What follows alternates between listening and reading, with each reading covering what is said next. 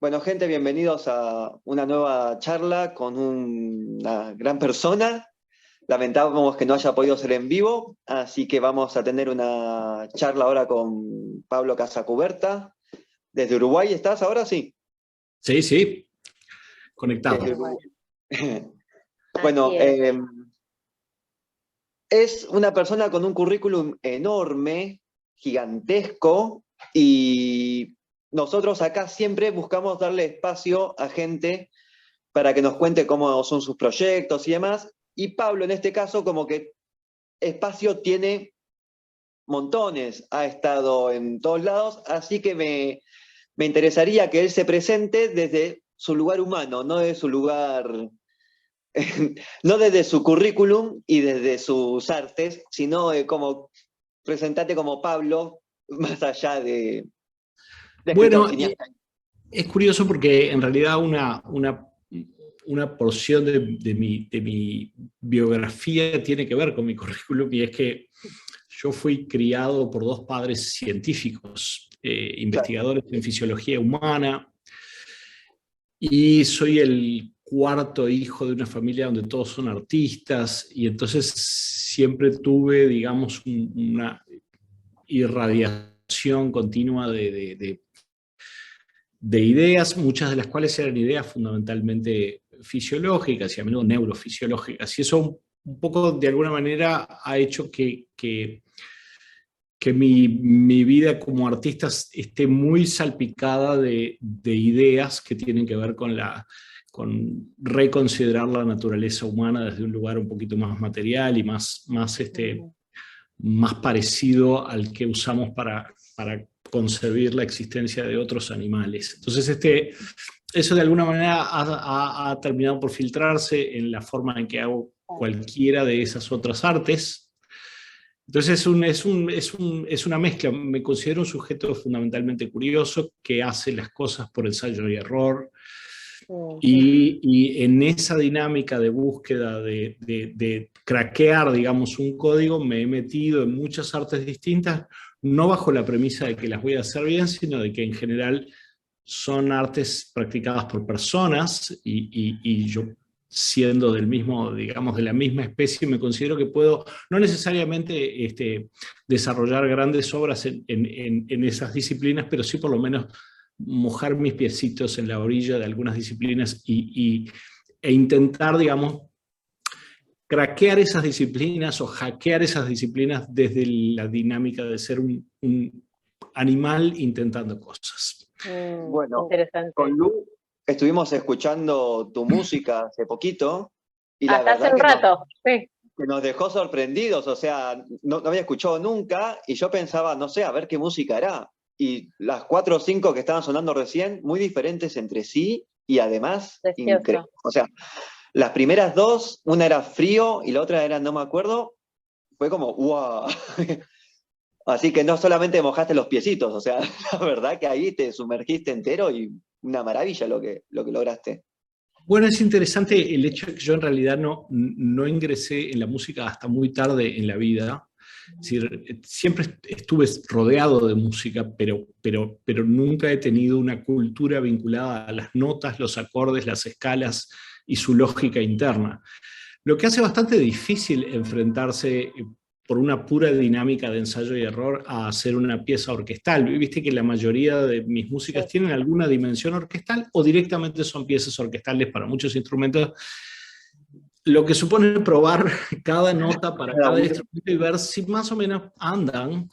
Sí. Yo soy muy entusiasta de esos procesos, de meterte en un territorio extranjero en el cual no asumís que te va a ir bien, pero meterte con la sensación de, bueno, es lo que te decía al principio, esto es una disciplina hecha por personas, no por seres intergalácticos, y de alguna manera, algo de lo que le pasa a las personas que lo hacen bien me va a pasar si realmente me quedo en ese territorio extranjero los suficientes meses o años. Entonces, esa es un poquito la tesitura con la que lo abordo, y así he ido probando muchas cosas, digamos. Es un poco es como tu carácter, entonces, es tu valentía, tu manera de entender y de mirar el hacer creativo, ¿no? Es como porque es un rasgo, no cualquiera se mete en un lugar incómodo se sale de su zona de confort y prueba algo que realmente lo desafía. Y creo que es como una característica tuya entonces, ¿no? Bueno, es que pienso que esa incomodidad, digamos, hay una anécdota, no sé si apócrifa, donde un compositor orquestal está recibiendo una entrevista de un aspirante a compositor y el tipo le dice, yo no entiendo cómo usted hace para componer esas piezas orquestales tan complejas. Yo empiezo a componer y a la semana estoy completamente trancado y no sé para dónde ir. Y el viejo le dice, bueno, eso que usted llama estar trancado es lo que yo llamo componer. En el sentido de que no es un ejercicio de esto me sale bárbaro y me sale naturalmente muy bien, sino tiene que haber un gozo del ensayo y error, y tiene que haber, para que el gozo del ensayo y error sea auténtico, tiene que haber un gozo del error. Sí. Y no solo del error tolerante, donde uno dice, qué tolerante soy de mis propios errores. Yo no siento nada de eso. Yo quiero que quede bárbaro. No me interesa decir, pero me salió así, me salió del alma. No tengo 4 años, no todo lo que hago va a ser digno de encomio parental. No quiero que me digan, qué divino. Quiero luchar para que quede bien. Y para que eso pase, te tiene que gustar el hecho de que te salió mal y lo intentaste enmendar. Sí, digamos Sí. que tenés que poder quedarte en la incomodidad. Digo, el proceso creativo, a ver, en mi caso, por ejemplo, atraviesa un montón de zonas incómodas y de etapas en donde estoy peleada con lo que estoy haciendo, en donde siento que no voy a poder, en donde digo, pero ¿cómo lo voy a resolver? Y todo eso creo que es súper recontra enriquecedor. Recontra, para Laura y para mí, que en algún punto, como decías vos, Claro. se funciona, ¿no? Currículum, vida, en realidad está todo como el límite muy difuso. Te tiene que gustar el hecho de no me está saliendo. Del desafío, sí. Yo no me considero ni un viejo ni un joven. Estoy en ese punto donde ya no podés decir a cara de perro que sos joven, pero has vivido los suficientes años como para haber estado en esa zona de incomodidad muchas horas. Y hay un momento en que sos ciudadano de esa zona, donde decís, esto no va a salir bien de una. Y hay un disfrute de esa extranjería. Cuando vos te compras un pasaje de avión para ir a Praga, te pagás un pasaje de avión para ser extranjero, para que no entiendas bien lo que está pasando, para que no entiendas para qué lado se abren los pestillos, para que no sepas si el enchufe te va a servir. Pagás para eso. Pagás para esa sensación de completa extranjería, es decir, pagás para que la experiencia no sea del todo cómoda. Y justamente porque eso tiene una parte profundamente disfrutable, es que la gente viaja, se somete a experiencias nuevas en las que no sabe si va a salir todo bien. Y lo mismo debería pasar, yo nunca siento, esto se me da bárbaro. La literatura podrías decir que es la cosa que hago con más seriedad o mayor compromiso o mayor constancia, digamos. A pesar de que dejo de escribir por años, literalmente años paso sin escribir. De repente 3 años sin escribir nada, ni una línea. Pero, por ejemplo, hay artes que empiezo y después dejo 8 años. Por ejemplo, la pintura, que era una cosa importantísima para mí, simplemente la dejé de hacer. Ahí probablemente volverá. Entonces, esa sensación de que nada es tu hogar, nada es tipo, el retorno a Ítaca, acá realmente la gasto, a mí me resulta un lugar donde ese es mi hogar, la sensación de que no es mi hogar. Claro. Te tiene que gustar eso. Si no te gusta eso, bueno, hay una cosa que yo le llamo el qué precioso, que es una cosa, una aspiración del artista joven que es como una especie de prolongación de la infancia, que dice, ay, mira, dijo caca, ay, es la primera vez que dice una mala palabra. Eso en algún momento se te debería ir. se te debería ir esa aspiración de que te den para adelante, de que lo que te salió espontáneamente sea genial. Yo digo, puede pasar, hay gente a la que le salen cosas geniales espontáneamente, no soy una de esas personas en lo más mínimo, ¿viste? Entonces, bueno, hay algo allí que tiene que ver también con la madurez o la adultez, es decir, no debería salir divino y no debería ser celebrado en función de cuán espontáneo es. Pasa que uno desde acá siempre recibe el producto terminado. O sea, yo escuché tu música, que fue después de años de práctica. Yo vi tus pinturas, que yo en pintura no entiendo mucho, así que ahí no opino mucho, pero las vi y bueno, se ve que hay un proceso. Pero uno no sabe lo que hay detrás, entonces, claro, cualquiera que ve dice, mirá las fotos que sacó este tipo son increíbles, mirá el programa que se mandó en YouTube, está buenísimo, mirá esto, y todo parece como que es de una persona súper mega, que le sale todo lo que quiere hacer, pero claro, nunca se ve el trasfondo del laburo y de la incomodidad. Y muchos de esos laburos te lleva 50 años hacerlos.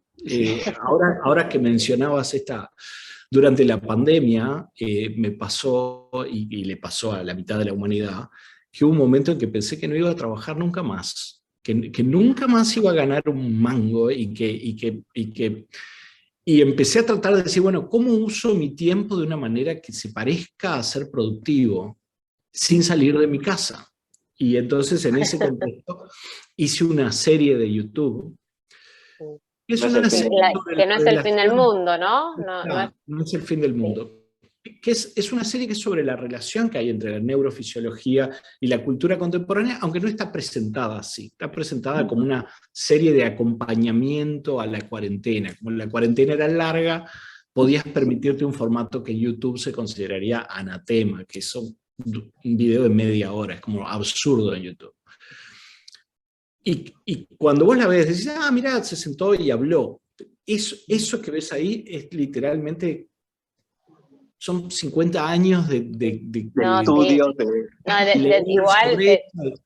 verdad es que yo cuando lo vimos con Gabriel, y se nota que, a ver, quien está hablando, o sea, no es que se sentó, dijo lo que se le ocurrió. Claramente se transmite que hay un saber y hay un montón de contenido detrás, y eso no se consigue en un ratito, ¿no? Esto creo que queda bastante claro y se deja ver. Hay toda una producción ahí. Nosotros lo disfrutamos muchísimo.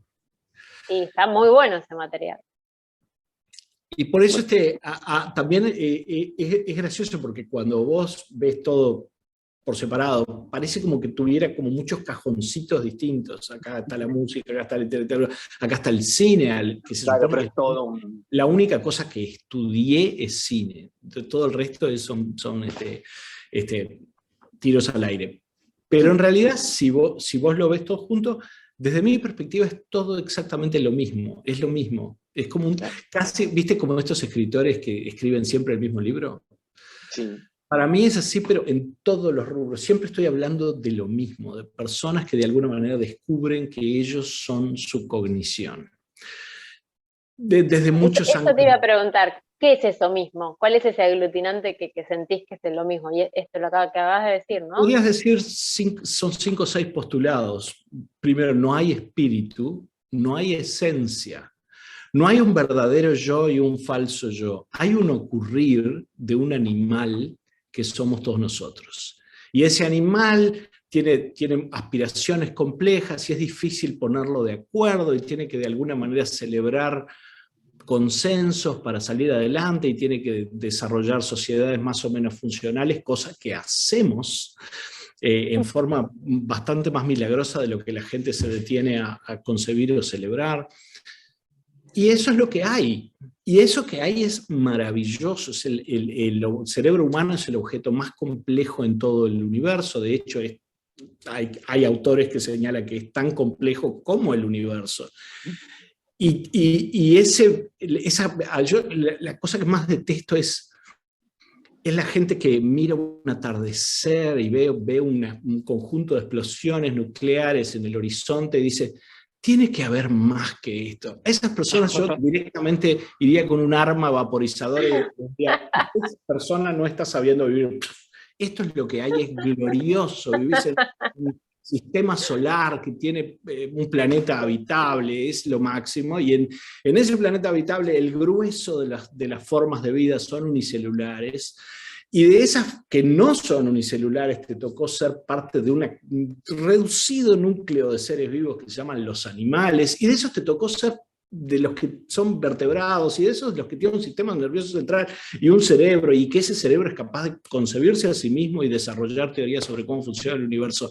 Deberías tirar cohetes todos los días, hacer cañitas voladoras y fuegos artificiales, y la gente vive quejándose, diciendo, ay, pero y el espíritu, y eso me saca de quicio. Increíble. Es como que le piden otra capa a la existencia. Esta no es suficientemente buena. Claro, esta que tiene 7 millones de especies clasificadas y procesos gaseosos complejísimos y síntesis de energía y cientos de organelos en cada una de tus... Esa no es suficientemente buena, pero hay otro nivel, que ahí es donde se produce la verdadera crema. De eso se trata toda mi literatura, de darte cuenta de eso, y decir, qué bien.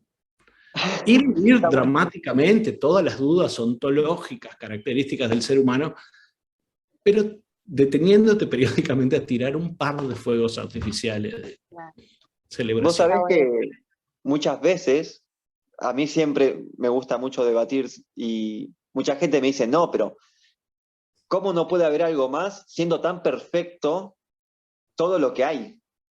Y yo veo caos, yo no veo perfección en nosotros. O sea, yo veo caos puro en todos lados. O sea, para que un bicho pueda comer de una flor, tiene que tener un pico más grande que el otro, porque... Y yo veo que es evolución y caos, como que todo se va armando en el momento, se va rehaciendo a sí mismo para poder estabilizarse un poco, y los demás dicen, no, esto es tan perfecto que sí o sí tiene que haber un diseñador en el cielo. Y yo digo, no, esto es caos. Si hubiesen diseñador en el cielo, no comeríamos, viviríamos solamente haciendo nada. Hay un filósofo uruguayo, que es como uno de mis héroes, que se llama Paz Ferreira, que hablaba de las falsas dicotomías. No es cierto que si hay un orden increíblemente complejo, eso manifiesta la existencia de un ordenador o de un diseñador. Justamente la evolución solo es posible. Es decir, un ser tan complejo como vos solo se puede hacer prescindiendo de un diseñador. Solo la agregación de innumerables fracasos. ¿Viste? A mí me gusta el regodeo en los innumerables fracasos. Si un marciano bajara ahora y te preguntara, che, ¿qué porcentaje de las especies que han existido se extinguieron? La respuesta más corta es todas.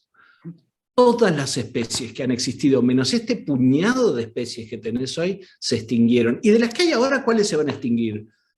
Todas. Entonces, si vos lo pensás desde una perspectiva de un proceso muy glorioso y penoso de ensayo y error y de rediseño y de continuos fracasos y de una carrera desesperada de las especies por lograr la velocidad de escape para evitar extinguirse en el plazo promedio que tiene una especie, que es 1 millón de años. Entonces no luce ni tan caótico ni tan ordenado, porque en realidad, entonces, cuando vos ves hay una ley de la termodinámica que es la de la entropía, y es que el mundo tiende al desorden, es decir, a la dispersión de energía y a la dispersión de materia, ¿no? Voy a decirlo de forma cruda, si tú haces pis en una piscina, ese pis no tiende a agregarse a tu persona, tiende a dispersarse. Entonces, hay una digamos, una línea temporal muy clara en que las cosas se dispersan, no se ordenan. Eso se llama la entropía. Pero los seres vivos generan orden que da miedo, es impresionante, es orden sobre orden sobre orden.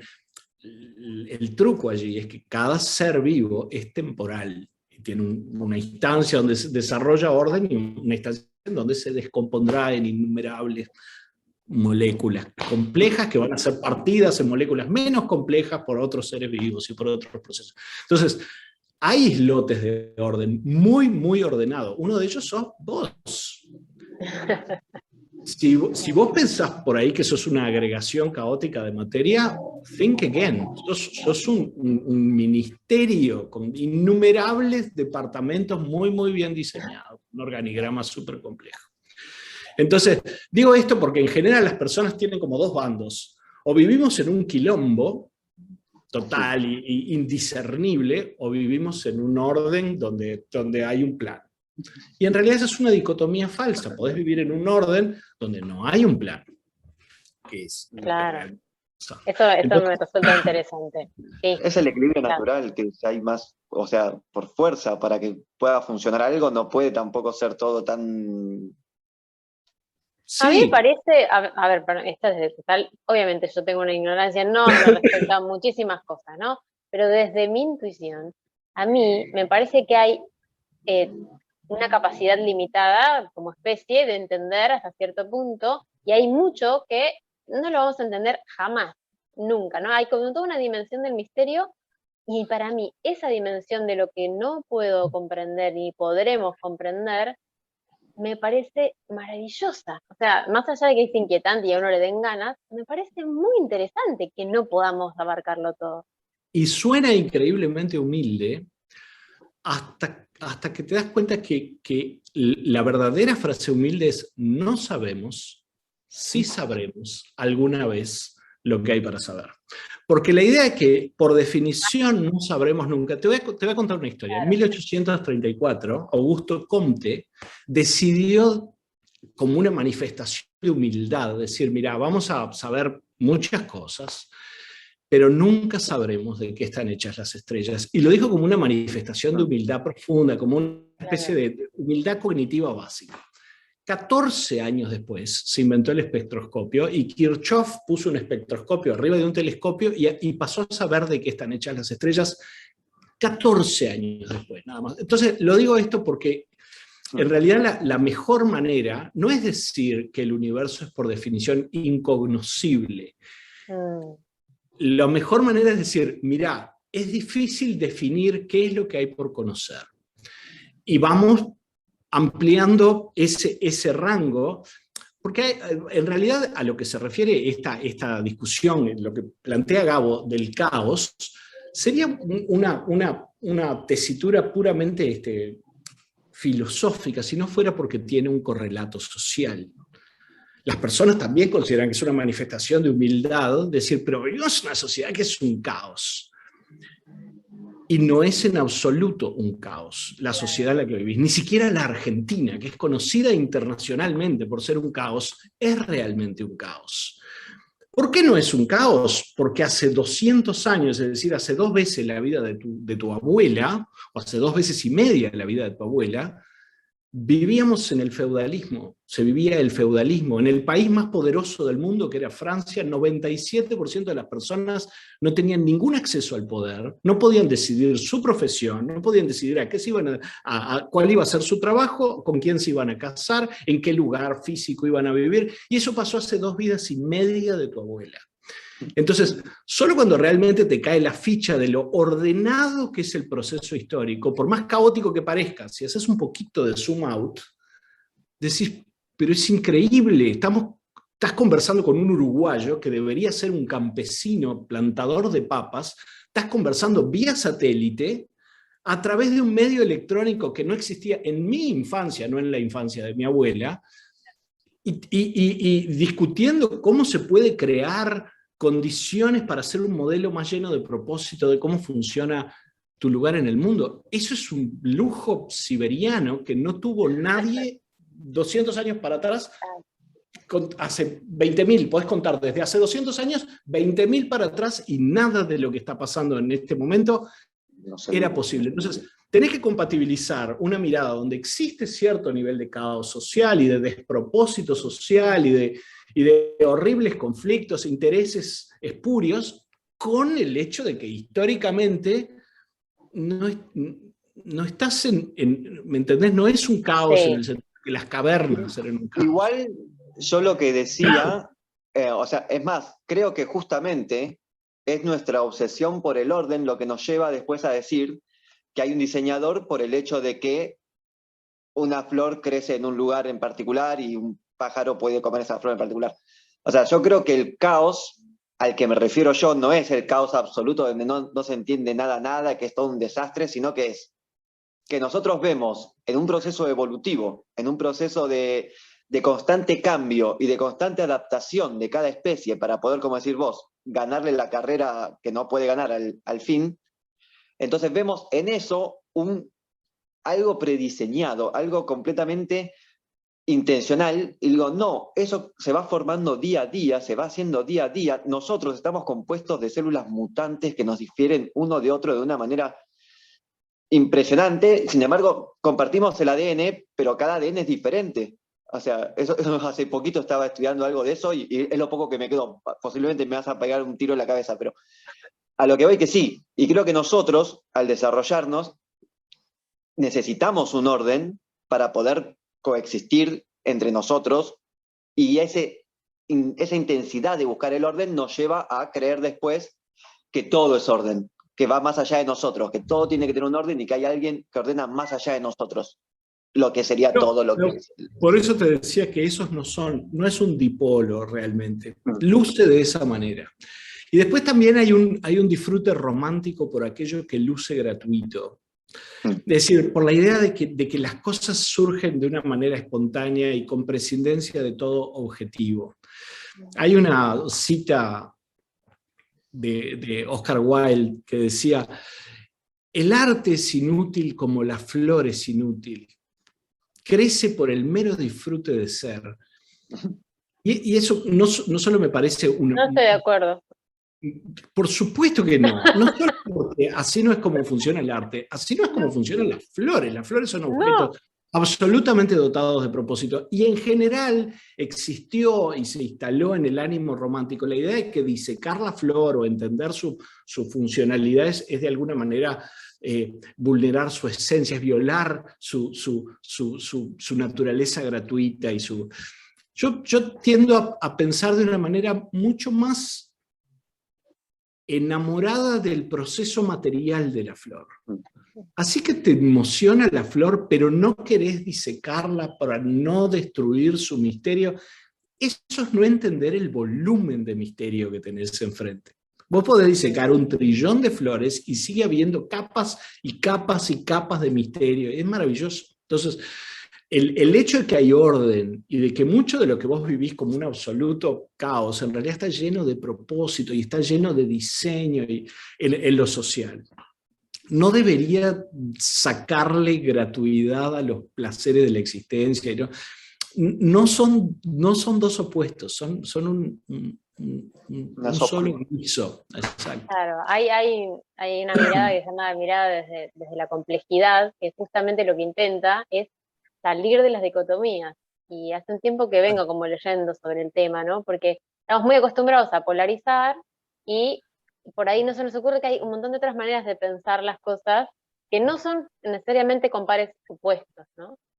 Pero, yo por ejemplo, suscribo esta idea que decía Gabo, ¿no? Todos somos muy distintos y acá hay 3 personas hablando y estas 3 personas tienen un genoma suficientemente diverso como para que tengamos experiencias completamente distintas, por una parte. Y por otra parte es muy parecido un genoma al otro, ¿no? No solo es muy parecido el genoma de nosotros 3, es increíblemente parecido al de un conejo. O sea, vos compartís con un bonobo, el 98,4% de tu genoma es compartido con un bonobo. Y vos decís, bueno, sí, pero es un pariente muy cercano. También compartís un 60% de tu genoma con una papa. Entonces, entender las 2 dimensiones y entender que la diversidad es muy importante y la riqueza de experiencias y el paquete que cada uno fue armando y el linaje de cada uno y las diversidades, entender que eso es perfectamente compatible con esto es una especie. Esa especie es una especie que tiene una historia muy tortuosa, como todas las especies, y que comparte una historia natural con el grueso de los animales. No son, de vuelta, no son 2 opuestos. Por eso yo insisto en esa especie de sopa elemental a la que te tenés que resignar, donde pasan las 2 cosas. ¿Es suficientemente diversa nuestra experiencia como para que los 3 tengamos algo distinto para decir? Sí. ¿Somos el mismo bicho? Yes. ¿Cuál es el problema? ¿viste? Claro. Tengo dos preguntas. Una es mera curiosidad, a ver qué pensás, que es sobre esta dimensión más inasible, no tan material, más espiritual. Por ejemplo, la sincronía, pensé en alguien y no, como que si hay una dimensión energética o hay una tela ahí invisible que interconecta o no, o sea, si crees o no, o si sabes o no, o crees saber. Digo, ¿qué pensás de esa dimensión no material? Si la Yo, experimentás. antes que nada tengo que reconocer, es lindo reconocer esto. Yo soy un ser humano con prejuicios, ¿verdad? Es bueno saberlo. Yo prefiero a los humanos que lo saben. Yo soy de los humanos que lo saben. Entonces, no hay dimensiones inmateriales. En mi pequeño librito de cómo funciona vivir, esa dimensión inmaterial es ese señor que con un whisky mirando el atardecer tiene que haber más que esto. Es tipo, tenés un whisky escocés on the rocks. Eso es lo que me pasa. Entonces, ¿y qué pasa con la sincronía? Cuando vos pensás en un león a las 6 de la tarde de un lunes, y yo pensé a las 6 de la tarde del mismo lunes en un león. ¿Qué pasó en ese momento? Y pasó que el resto de los minutos del día y el resto de los minutos de toda tu vida no pensaste lo mismo que yo, y no debería ser sorprendente. En Uruguay hay una especie de lotería que tenés 1.730.000, una chance en 1.730.000 de probabilidades de ganar, y alguien lo gana cada un par de semanas. No es raro que alguna vez pase algo muy raro. Yo, uno de mis prejuicios, y eso es un prejuicio acerca del uso, llamémosle liberal, de la palabra energía. La energía, nosotros conocemos distintas modalidades de energía. Hasta ahora le llamamos energía a aquello que sabemos qué demonios es, o aquello que se manifiesta de una forma medible, aunque no sepamos todavía qué demonios es. Todo aquello que por ejemplo, llegué al cumpleaños y sentí una energía rara, ahí hay un problema puramente semántico. Eso que sentiste en el cumpleaños son estados de ánimo, son todas cosas que se sabe lo que son. No es una energía. Se pone la palabra energía a muchas cosas. A muchas cosas. También, y cuando empieza el siglo XX y se genera la mecánica cuántica, que la mecánica cuántica suspende a una escala micro la lógica de los eventos macro, es decir, se producen hechos no locales, una partícula ocupa dos lugares al mismo tiempo, dos partículas que no están en el mismo plano espacial están enredadas la una con la otra, es decir, pasan muchas cosas que suspenden la lógica de esa escala. Y a partir de ese momento un montón de no sé cómo llamarles, personas con aspiraciones espirituales dijeron, ya está, hay una dimensión cuántica, y se empezó a usar la palabra cuántica para todo aquello que ocurre, desde un cumpleaños hasta lo telepático. Y eso en realidad te lo preguntaba. Interesa profunda. Te lo preguntaba porque, por ejemplo, en mis procesos creativos yo trabajo mucho con visualizaciones. Es como un estado alterado de conciencia en donde entro en un viaje lúcido, por decirlo así, no sé ni qué palabra ponerle, en realidad. Y me meto no sé, en otro cuerpo, en otro tiempo, viajo imaginariamente y resuelvo y encuentro. Y yo siento que todo eso es puede que sea material en algún punto micro, no sé, pero siento que es de una dimensión mucho más sutil que cuando me pongo con la pintura y el pincel, ¿no? Entonces, y ahí pasan cosas, no baja una información. Entonces, por eso venía la pregunta. De vuelta te vas a enfrentar al Pablo lleno de prejuicios. La gente, vamos a pensar que la conciencia de sí, la conciencia que dice que este es Ernesto y esa es María, es un recién llegado a la historia natural. Vos al principio tenés una capacidad de reaccionar y navegar el entorno y pocas cosas más. Lentamente se va produciendo una mayor agencia, un mayor espectro de decisiones que vos tomás en torno a tus posibilidades de sobrevivir. La idea de, pero yo soy Pablo y quiero reflexionar acerca de mi circunstancia, es relativamente nueva. Y la idea de Pablo quiere reflexionar acerca de su propio proceso reflexivo llegó a la historia natural anteayer de mañana. No somos expertos en nuestros propios procesos porque es una adaptación supervivencial que no entiendas bien tus propios procesos mentales. Si vos entendieras tus procesos mentales antes de huir de un depredador, dirías, pará, debería primero, no haces eso. Tenés una cantidad de respuestas automatizadas. Entonces, la introspección no es un muy buen sistema para entender cómo funciona tu páncreas. No agarrás y decís, pará, ¿qué está pasando ahora con mi páncreas? No hay volumen de introspección que te muestre la dinámica interna de un órgano. Mucho más simple que el cerebro. Ahora, el cerebro es una cosa que produce un 1 seguido de 15 ceros. Ese es el número de sinapsis que tenés vos por segundo. No hay forma de que vos entiendas qué es lo que podés producir con tu cerebro. Te voy a poner un ejemplo. Cuando vos tenés un sueño, y en el sueño estás en un bosque, no estás en un sketch, un boceto muy genérico de un bosque, estás en un bosque en el cual los árboles tienen hojas y las hojas tienen una reproducción fotorrealista y en la incidencia de la luz en cada una de las hojas es realista, estás en un verdadero bosque. Cuando Pixar quiere producir un cuadro de un bosque así, ese render de un cuadro de un 24avo de segundo le lleva 6 horas. A vos te lleva nada, vos producís un bosque. Entonces, la gente tiene una idea muy, muy sucinta de lo que su cerebro puede hacer. Y cuando su cerebro le ofrece una experiencia realmente compleja, dice, no, esto no puede ser mi cerebro, yo no soy así de grosso. Y es tipo, no, tenés que pensar que el cerebro es un ministerio infinito. Solo te voy a hacer reflexionar sobre un tema. Cuando vos decís una frase, no pensás primero la frase y después la decís.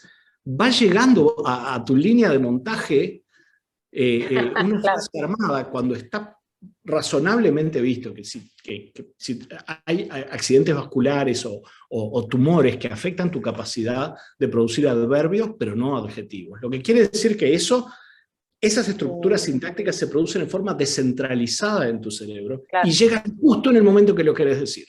Y lo que decís se parece bastante a lo que querrías decir, a veces no, y por eso tenés pequeños furcios y pequeños lapsus. Pero tu cerebro es enorme, es enorme.